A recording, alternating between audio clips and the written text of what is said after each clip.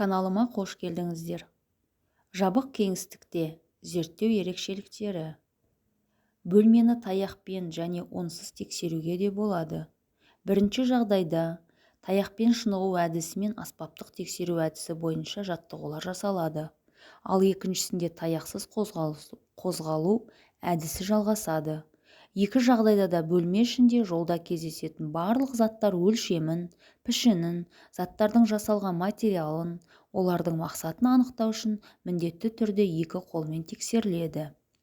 Бөлмеде еркін қозғалу үшін көзі нашар көретін адам бөлменің пішінін, мөлшерін жақсы көрсетіп, ондағы заттардың орналасуын білуі керек.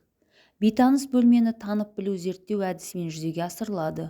Алдымен бөлмені периметрі бойынша айналып өтеміз, солдан оңға және кері бағытта.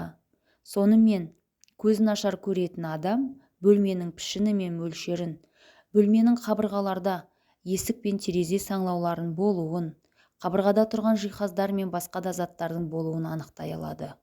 Бөлменің ортасында тұрған заттарды тексеру үшін алдыңғы есіктен кіріп, әртүрлі бағытта жүруі керек. Жолда қандай да бір затты тапқаннан кейін оны тексеріп, бастапқы нүктеге оралуы қажет. Сонымен, бөлменің барлық кеңістікті зерделенгеннен кейін солай қайталанады.